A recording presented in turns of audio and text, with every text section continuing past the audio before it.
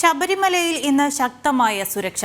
December 6 മുൻനിർത്തിയാണ് സുരക്ഷാ ക്രമീകരണങ്ങൾ പോലീസ് ഏർപ്പെടുത്തിയത്. പമ്പ മുതൽ സന്നിധാനം വരെ അതീവ ജാഗ്രതയും പ്രഖ്യാപിച്ചിട്ടുണ്ട്. സന്നിധാനം ഹൈപോയിന്റ് ബൈനോക്കുലർ മോണിറ്ററിംഗിന് പുറമെ 17-അംഗ കമാൻഡോ ടീമിന്റെ നിയന്ത്രണത്തിലാകും സന്നിധാനവും പരിസര പ്രദേശത്തെയും സുരക്ഷാ സംവിധാനം. സോപാനത്ത് നിലവിലുള്ള പോലീസുകാർക്ക് പുറമെ കൂടുതൽ പോലീസ് സേനാംഗങ്ങളെ സുരക്ഷയ്ക്കായി ഏർപ്പെടുത്തും.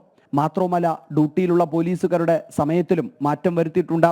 നിലവിൽ 900 പോലീസുകാരാണ് ഡ്യൂട്ടിയിലുള്ളത്.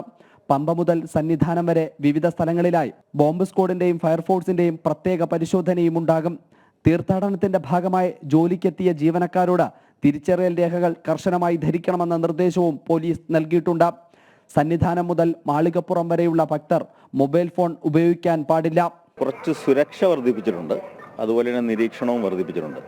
പക്ഷേ ഭക്തജനങ്ങൾക്ക് നിയന്ത്രണങ്ങളൊന്നും ഏർപ്പെടുത്തിയിട്ടില്ല. അവരുടെ സുഗമമായ ദർശനം നടത്താൻ വേണ്ടിയുള്ള എല്ലാ സൗകര്യങ്ങളും നമ്മൾ ചെയ്യുന്നു.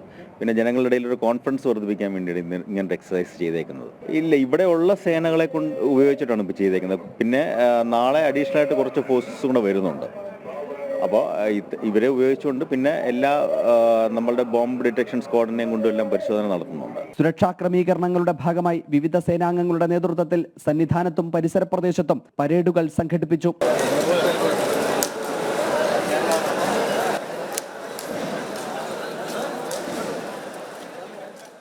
ഇതിനു പുറമെ ആകാശമാർഗമുള്ള പരിശോധനകളും ഏർപ്പെടുത്തിയിട്ടുണ്ട്.